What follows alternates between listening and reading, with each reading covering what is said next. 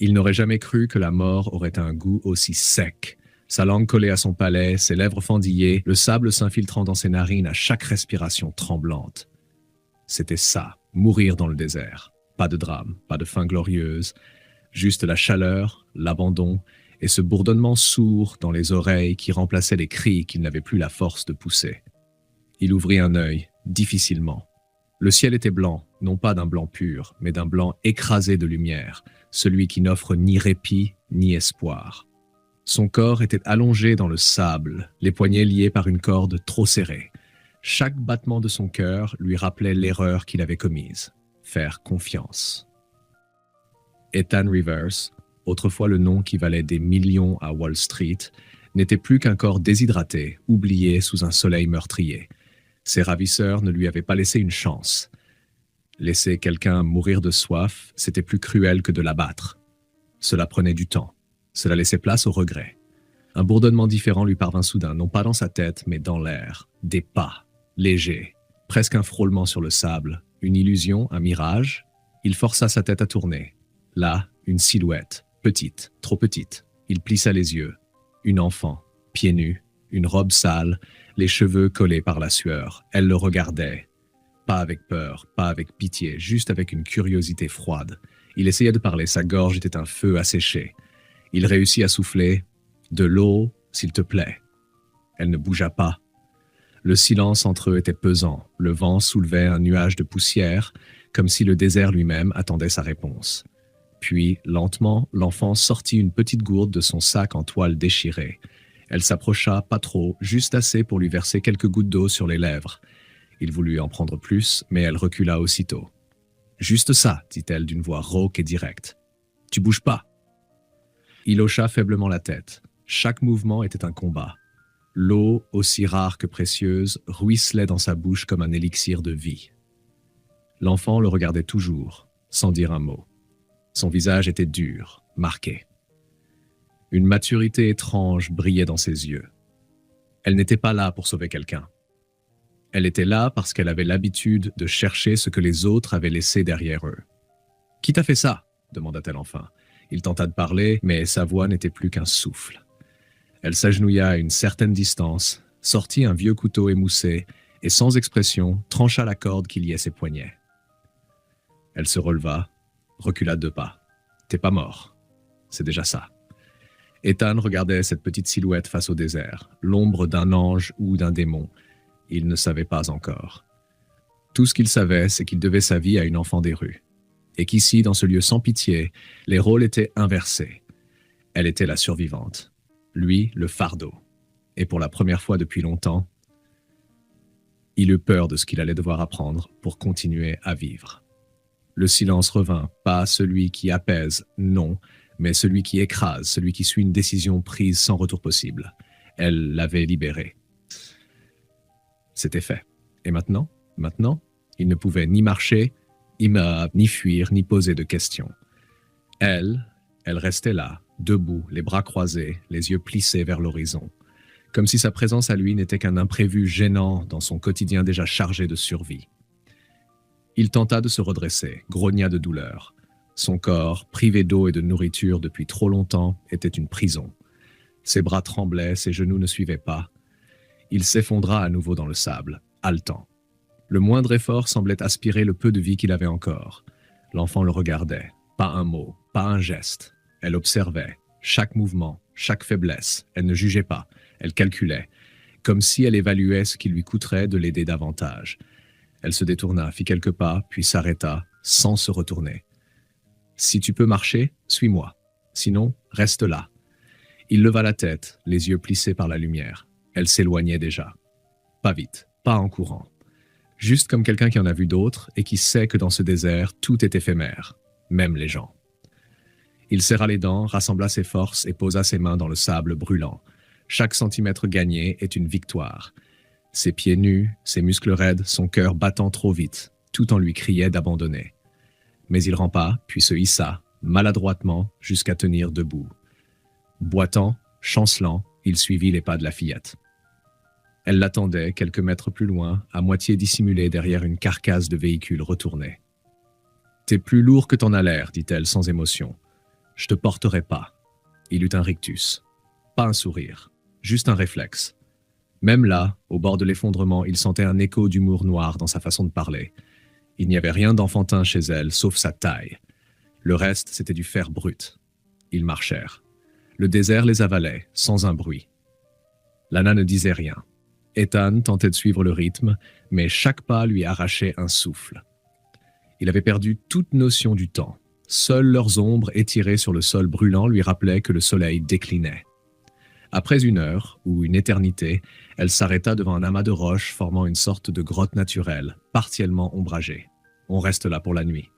Pas de feu. Trop visible. Et pas un bruit. Ethan s'écroula à l'intérieur sans discuter. Son dos heurta la paroi rugueuse, mais il ne sentit rien. Il était trop loin, trop vidé. Lana, elle, s'installa à l'entrée, à genoux comme un petit soldat en poste de garde. Elle sortit un morceau de pain d'Inde et une bouteille, presque vide. En silence, elle lui tendit un morceau. Il hésita. « Je te l'échange pas, c'est un prêt, tu me le rendras un jour. » Il prit le pain, hocha la tête. Elle gardait ses yeux sur l'extérieur, à l'affût du moindre mouvement. Lui, il la regardait, fasciné. Comment une enfant de 7 ans pouvait-elle avoir survécu aussi longtemps ici? Et pourquoi? Pourquoi l'aidait-elle? Comme s'il avait pensé trop fort, elle parla d'un ton neutre. « Je t'ai pas aidé parce que t'es important. Tu l'étais peut-être. Maintenant, t'es juste un gars paumé comme les autres. » Il avala difficilement une bouchée de pain. L'ombre s'étendait sur le désert. Le froid commencerait bientôt à tomber, tranchant et silencieux. Lana posa enfin son sac contre elle, ferma les yeux, mais ses muscles restaient tendus, prêts à bondir. Ethan s'allongea lentement, le dos contre la pierre. Il la regardait, cet enfant d'acier, et pensa « Sans elle, je serais mort. Mais suis-je vraiment en vie ou simplement en sursis ?» Et le désert, indifférent, continuait de respirer autour d'eux. Le froid du désert, une lame invisible. Il tombait avec la nuit, sans pitié, glissant sur la peau brûlée de la journée pour s'y enfoncer, glaçant les os. Ethan grelottait. Il s'était roulé en boule contre la paroi rocheuse, tentant de retenir un peu de chaleur corporelle. Aucun bruit, sinon le souffle lent de la fillette près de l'entrée. Elle n'avait pas bougé depuis des heures, on aurait dit une statue. Il ne dormait pas vraiment. La douleur, la fatigue, la peur, tout se mêlait dans sa tête. Mais ce qui l'empêchait vraiment de s'abandonner, c'était elle. Lana. Cette gamine étrange, dangereusement mature, venue de nulle part. Il avait dirigé des milliers de personnes, négocié des milliards en contrats, écrasé des concurrents avec la précision d'un chirurgien. Mais face à cet enfant aux pieds nus, il ne comprenait rien. Elle avait ses codes, ses règles, et il sentait que la moindre erreur, la moindre demande de trop, le rendrait à nouveau vulnérable. À l'aube, le vent s'était calmé. Un trait rose fendait l'horizon. Elle se leva, pas lentement, pas paresseusement comme une enfant qui se réveille. Non, d'un seul mouvement, maîtrisé, silencieux. Elle tapota ses bras, étira son dos, puis le regarda sans émotion. On bouge, pas de traces. Prends ton temps, je t'attends pas 2 fois. Il se leva tant bien que mal. Ses jambes tenaient à peine, mais il sentait une once de force revenir, juste assez pour tenir debout. Elle s'était déjà éloignée, son sac sur l'épaule. Il n'eut d'autre choix que de suivre. Ils marchèrent dans une direction qu'il ne comprenait pas. Le soleil montait lentement comme un avertissement. Il voulait parler, lui demander où elle allait, ce qu'elle cherchait. Mais il se retint. Chaque fois qu'il ouvrait la bouche, elle le regardait comme si les mots étaient un gaspillage d'énergie. Finalement, après presque 1 heure de marche, ils atteignirent un terrain plus rocheux. Des épaves de voitures carbonisées, des panneaux tordus, une carcasse de bus à moitié enterrée sous le sable. Elle s'arrêta devant le bus. « On peut rester là un moment, j'ai des trucs cachés. » Elle grimpa à l'intérieur par une fenêtre cassée et disparut quelques instants. Ethan, hésitant, entra à son tour. L'intérieur était sombre, sale, mais bien plus frais que dehors. Lana ouvrit une trappe au sol et en sortit une boîte métallique. Dedans, une gourde pleine, quelques boîtes de conserve cabossées, des morceaux de tissu. « T'as planqué ça ici ?» Elle haussa les épaules. « Je planque partout. » Faut toujours avoir un plan B, surtout quand les gens t'oublient. Ces mots restèrent suspendus dans l'air. Il sentit leur poids. Ils n'étaient pas une plainte, c'était un fait. Elle vivait comme ça, sans attache, sans foi, sans filet. Il s'assit en face d'elle, dans ce qui restait d'un siège passager. « Pourquoi tu m'as aidé ?» demanda-t-il doucement. Elle mâchait un morceau de pain, les yeux fixés sur la vitre brisée. « Je t'ai dit, t'allais crever. J'aime pas voir les gens mourir. » Quand je peux éviter, un silence. « Et si t'étais méchant, je te laisserais crever demain.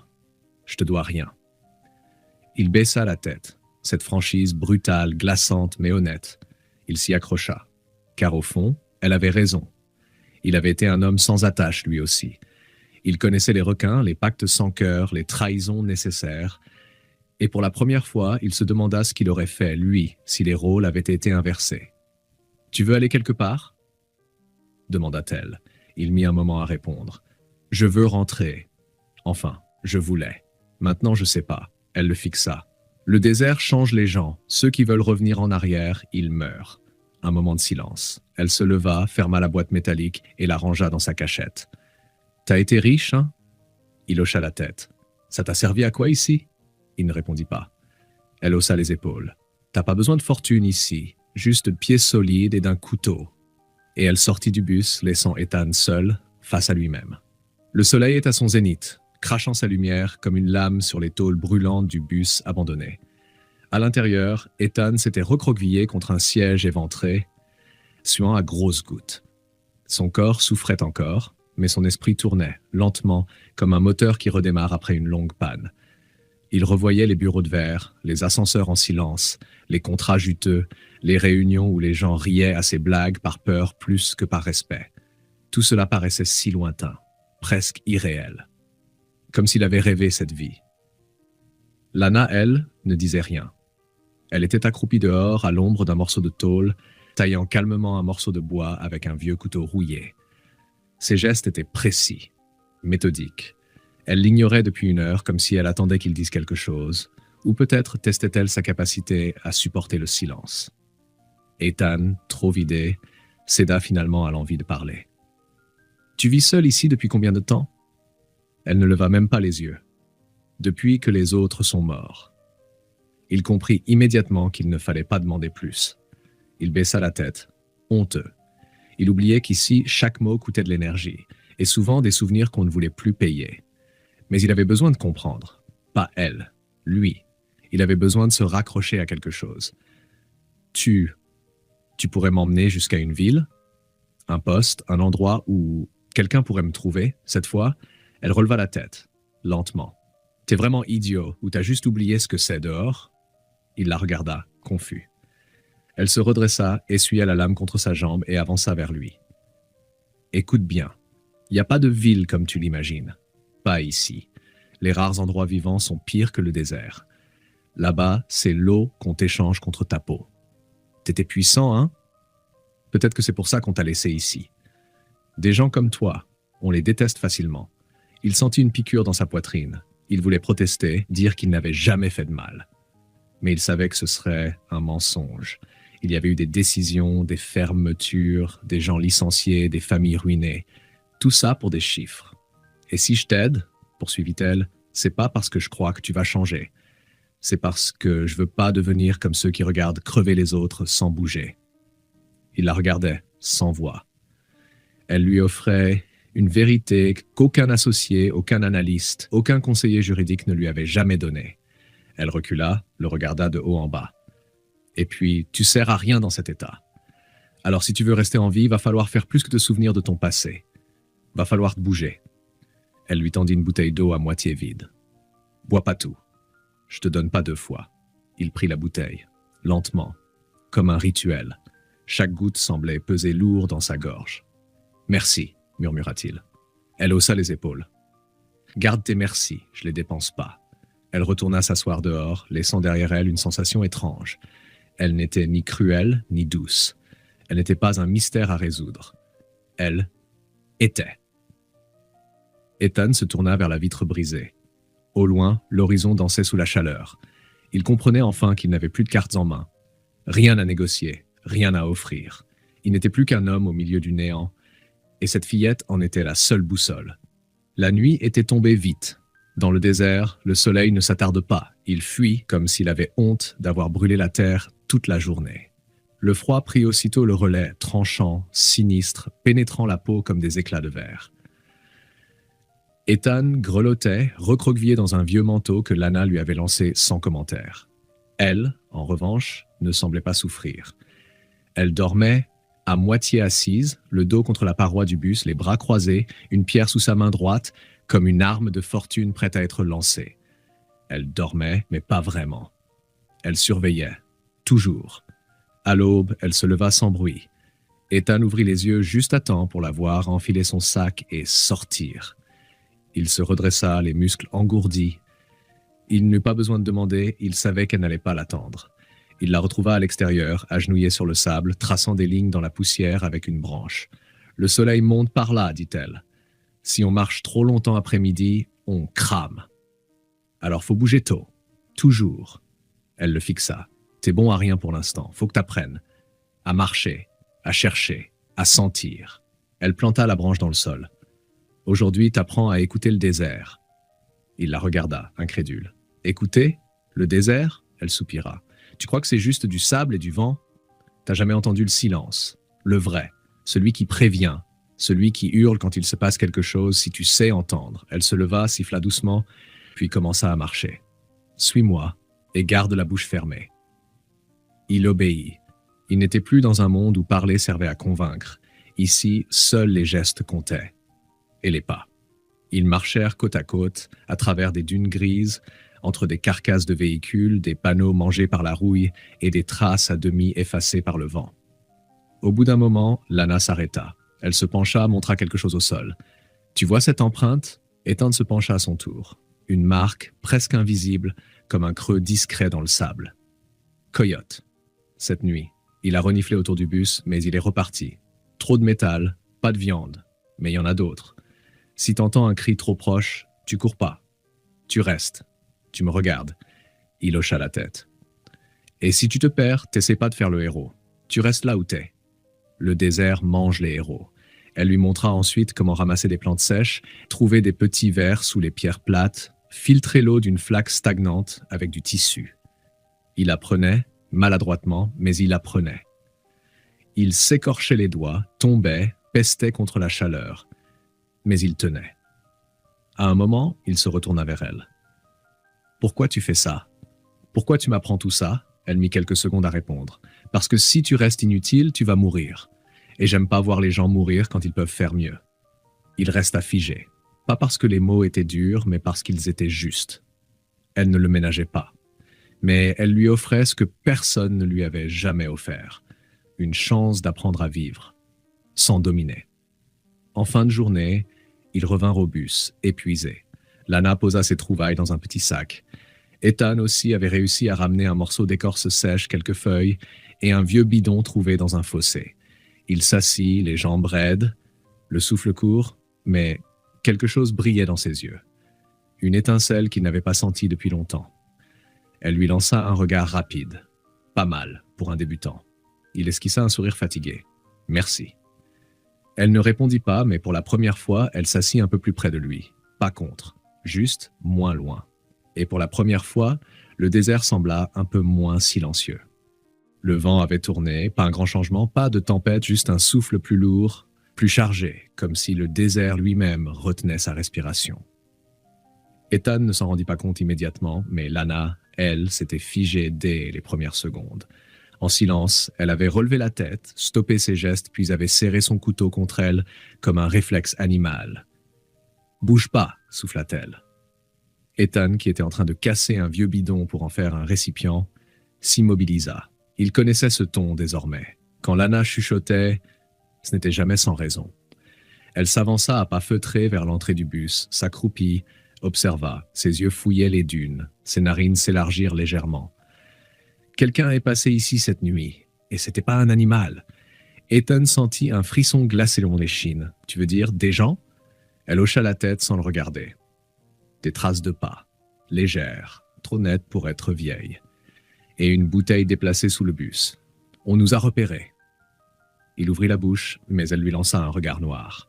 « Parle pas fort, pas ici. » Elle fit rapidement ses affaires, bourra leurs maigres provisions dans un sac, récupéra son couteau et un petit boîtier métallique plat qu'elle n'avait jamais montré auparavant. Elle le glissa contre sa poitrine. « On bouge, maintenant. » Ethan obéit. Il ne posa aucune question. Il voyait que son visage avait changé. Son regard était plus dur, plus aiguisé. Elle n'était plus une enfant survivante. Elle était une proie qui refusait de redevenir une victime. Ils quittèrent le bus par l'arrière, traversèrent des dunes basses et un champ de rochers arides. Lana connaissait chaque recoin, chaque planque. Elle effaçait leurs traces derrière eux avec un morceau de tissu attaché à sa cheville. Son souffle était régulier, contrôlé. Ethan, lui, haletait, mais il tenait. Il n'était plus aussi faible qu'avant. « Qui pourrait nous chercher ?» demanda-t-il à mi-voix, lorsqu'ils s'arrêtèrent enfin à l'abri d'une vieille citerne rouillée. « Toi, t'avais des ennemis, non ?» répondit-elle froidement. « T'as dit que t'étais riche. Les riches, ça attire les vautours. » Il baissa la tête. « Tu crois que ce sont mes ravisseurs qui reviennent ?»« Peut-être. Ou quelqu'un d'autre. Ici, l'odeur d'un homme presque mort, ça attire les chiens. Et parfois, les chiens ont 2 jambes. » Elle sortit un morceau de verre poli de sa poche, une sorte de miroir improvisé. Elle le glissa au bord de la citerne et observa discrètement les alentours. « On a peut-être 1 heure. Peut-être moins. Faut qu'on parte plus loin. Un endroit où j'allais quand j'avais peur. Pas facile d'accès, mais sûr. » Il hocha la tête. Il n'avait pas le choix. Il n'était plus qu'un maillon dans une chaîne de survie dont elle tenait les maillons. Et pour la première fois, il n'avait pas honte de ça. Ils repartirent. Plus vite cette fois. Le soleil montait, mais la peur faisait oublier la chaleur. Lana les guida à travers une gorge étroite, entre des rochers aiguisés comme des lames. À plusieurs reprises, elle s'arrêta, tendit l'oreille. Chaque bruit suspect les faisait coller au sol, retenir leur souffle. Enfin, après des heures de marche, ils atteignirent une sorte de repli dans la roche. Un ancien réservoir d'eau effondré, dissimulé sous des buissons secs et des plaques de tôle rouillées. Elle écarta la végétation, fit glisser un panneau de métal, révélant un trou noir à peine plus grand qu'un homme couché. On rentre là, on attend. Ils passeront peut-être, ou pas. Mais ici, ils nous verront pas. Ethan se glissa le premier, puis elle referma derrière eux. L'air à l'intérieur était lourd, mais tiède. L'odeur de métal et de terre humide. Une obscurité presque totale. Lana alluma une minuscule lampe à piles. Une lumière blafarde éclaire l'espace. 2 couvertures pliées, quelques boîtes, un sac suspendu. C'était un vrai abri. Son abri. Elle s'assit, dos contre la paroi. « Je viens ici quand j'ai peur. » Ethan resta debout un moment. « Moi aussi, murmura-t-il. J'ai peur. » Elle hocha la tête sans le regarder. « Bien.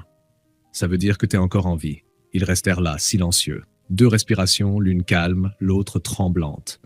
Au-dessus d'eux, le désert poursuivait son cours, mais pour la première fois, ils étaient ensemble face à l'extérieur. Le silence, dans le petit abri souterrain, avait quelque chose de presque rassurant.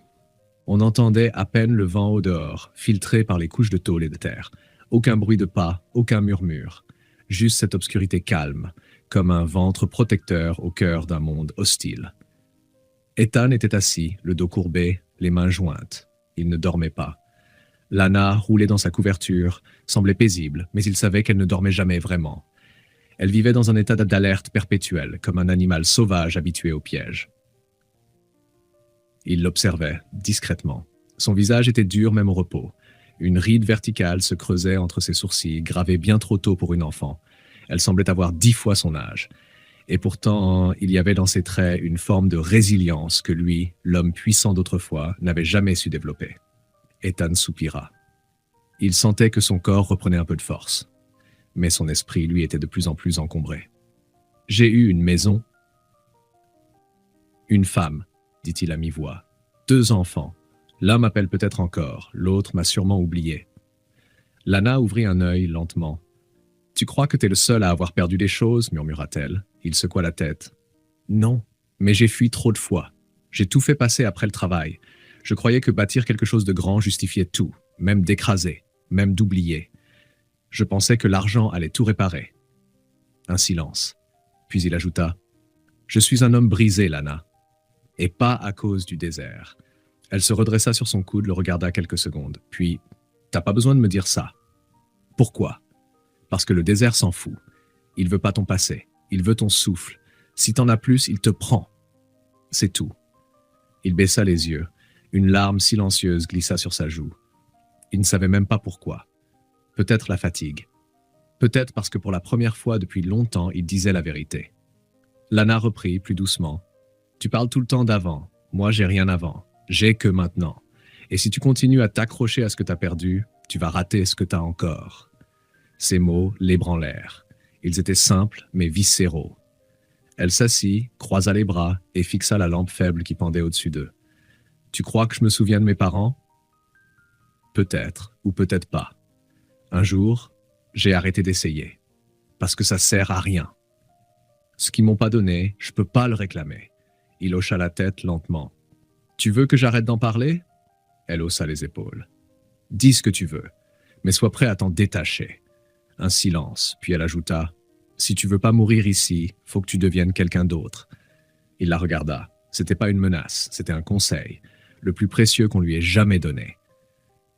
Cette nuit-là, il ne dormit pas. Il repensa à tout, les visages, les bureaux, les avions privés, les décisions froides. Il les enterra tous, un par un, non pas parce qu'il voulait les oublier, mais parce qu'il n'avait plus de place dans ce monde. Au petit matin, quand Lana ouvrit les yeux, elle le trouva déjà debout, en train de ranger leurs maigres affaires. « On part où » demanda-t-il. Elle le fixa une seconde, surprise de ne pas devoir lui dire. « Loin. Assez loin pour qu'il nous cherche plus. » Il hocha la tête. « Je suis prêt. » Elle serra son sac contre elle, ouvrit la trappe du refuge. « Alors viens. Oublie pas, ici tu regardes, t'écoutes et tu parles que si t'as quelque chose de vrai à dire. » Ils sortirent dans la lumière pâle de l'aube. Le vent soufflait toujours, mais un peu moins fort. Le ciel d'un gris pâle semblait leur laisser une chance. Ethan ferma la marche. Pour la première fois, non comme un homme guidé, mais comme un homme en route vers ce qu'il n'avait jamais été. Lana marchait devant. Silencieuse, toujours alerte comme un animal né pour l'hostilité. Son petit sac bondissait à chaque pas. Ethan la suivait, les yeux fixés sur ses traces, son corps plus solide qu'avant, son esprit plus clair. Il ne posait plus de questions inutiles, il observait, écoutait, apprenait encore. Le désert s'était fait moins cruel. Non pas parce qu'il avait changé, mais parce qu'Ethan, lui, avait cessé de le défier. Il ne cherchait plus à l'apprivoiser. Il le respectait, comme Lana. Après 2 jours de marche prudente, ils atteignirent une zone qu'elle appelait l'épave, un ancien poste de communication effondré, dévoré par la rouille et la poussière au milieu de nulle part. Une antenne tordue pointait vers le ciel comme un doigt désespéré. L'endroit était discret, invisible depuis les hauteurs. Parfait pour se poser. « On va rester ici un moment », dit Lana. Elle poussa une porte métallique grinçante et entra dans ce qui restait d'une salle de contrôle. Il y avait des câbles arrachés, des carcasses de machines et une nappe d'eau stagnante dans un recoin sombre. C'est un vieux système de collecte de rosée. Les tuyaux rouillés filtrent un peu. Pas bon à long terme, mais assez pour tenir quelques jours. Ethan s'accroupit près du bassin, passa ses doigts dans l'eau. Elle était tiède, poussiéreuse, mais bien réelle. Un trésor. « Comment t'as trouvé cet endroit ?» demanda-t-il. « En fuyant. Il y a longtemps. Quand je savais pas où aller, je suis tombé ici. J'ai réparé un peu, j'ai laissé des trucs. C'est pas à moi, c'est à personne. Donc c'est à moi. » Elle sortit une boîte métallique cachée sous un faux panneau. Dedans, quelques conserves, un chargeur solaire abîmé, un vieux talkie-walkie. « J'ai gardé ça, au cas où quelqu'un répondrait, » dit-elle en le fixant. Ethan prit l'objet, le retourna dans sa main. L'écran était fendu, la coque usée. Il ne savait même pas s'il fonctionnait encore. Mais il le garda près de lui. Le soir venu, ils allumèrent une petite lampe LED. Pas de feu. Trop risqué. Ils partagèrent une boîte de haricots froids. Un luxe dans cet univers. Puis Lana s'assit près d'un mur, les genoux repliés, la tête posée sur ses bras. « Tu vas faire quoi maintenant ?» demanda-t-elle, sans le regarder. Ethan resta silencieux. Puis « Je sais pas. Je veux pas revenir en arrière. Et je sais pas si j'ai quelque chose devant. Mais je peux encore marcher. Je peux encore aider. » Elle haussa un sourcil. « Aider ? Qui ?» Il sourit. « Toi, pour commencer, si tu veux, ou quelqu'un d'autre. » Elle ne répondit pas tout de suite. Puis elle dit, plus doucement, pour te racheter. « Fais-le parce que t'as plus peur de tomber. » Il hocha la tête. « J'ai plus peur de tomber. J'ai peur de ne rien faire. » Un long silence. Puis Lana sortit de son sac une couverture de survie argentée. Elle la lui tendit. « Tu prends celle-là. Elle garde mieux la chaleur. Et toi, t'as encore du mal à la nuit. » Il la regarda. Ce geste. Ce tout petit geste. Elle n'était pas démonstrative. Elle n'était pas tendre. mais elle venait de lui dire qu'il faisait désormais partie de son monde. Ils s'endormirent sans parler, chacun à une extrémité de la pièce. Pas côte à côte, mais pas loin non plus. Au matin, Ethan se leva le premier. Il regarda par la porte entr'ouverte. Le désert s'étendait devant lui, infiniment vaste, infiniment vide. Mais cette fois, il ne le craignait plus. Lana arriva derrière lui, posant sa main sur la porte. « On continue ?» Il la regarda et sourit. « Oui, on continue. » Et ils sortirent 2 silhouettes minuscules dans l'immensité, non plus ennemis du désert, mais vivant à l'intérieur, ensemble. Le désert n'avait pas changé. Il était toujours vaste, brûlant le jour, glacé la nuit. Il avalait les secrets comme le vent efface les traces. Il ne gardait rien. Il ne pardonnait rien. Mais en son sein, quelque chose, un jour, avait changé. Un homme qui croyait tout savoir avait appris à écouter. Une enfant qui n'attendait rien avait décidé de tendre la main. Ni l'un, ni l'autre n'étaient devenus des héros. Ils n'avaient pas sauvé le monde. Mais ils avaient survécu, ensemble. Ethan Rivers, jadis le maître des chiffres et des empires, avait trouvé dans la poussière un trésor bien plus précieux que le pouvoir. L'humilité. La vraie. Celle qui vient quand on accepte qu'on ne vaut rien, sauf parce qu'on choisit de devenir. Et Lana, elle, avait compris que même dans un monde où les adultes trahissent, il peut en exister un qui apprend, qui écoute, qui change. Ce n'est pas qu'elle lui faisait entièrement confiance. Non, mais elle savait qu'il ne repartirait jamais plus comme avant. Le désert, lui, continuait. Immense, indifférent. Mais pour ceux qui avaient marché ensemble dans ses entrailles, chaque pas laissé derrière portait une vérité simple. Ce n'est pas ce que l'on possède qui sauve une vie, c'est ce qu'on est prêt à abandonner pour redevenir vivant. Et, dans ce monde sec et rude, la plus belle richesse était peut-être d'avoir quelqu'un à qui dire « on continue ». Et toi, jusqu'où irais-tu pour redevenir vivant? Ethan et Lana ne se connaissaient pas. L'un venait d'un monde fait de pouvoir, l'autre d'un désert sans pitié. Rien ne les prédestinait à marcher ensemble. Et pourtant, parfois, c'est dans les endroits les plus perdus qu'on rencontre ceux qui nous ramènent à l'essentiel. Si cette histoire t'a touché, si tu t'es reconnu, ne serait-ce qu'un instant dans cette solitude, ce besoin de réapprendre ou cette rage de survivre malgré tout, abonne-toi pour ne pas manquer les prochaines histoires. Celles qui parlent vrai, qui secouent, qui réconcilient. Like, si toi aussi tu crois qu'une simple main tendue peut tout changer. Et surtout, laisse un commentaire. Qu'est-ce que toi tu aurais fait à la place d'Ethan? Est-ce que Lana t'a inspiré? As-tu déjà eu à tout recommencer à zéro? Chaque message compte. Chaque retour construit la suite. Parce que, comme Lana l'a dit, le passé m'intéresse pas. Seul l'avenir compte.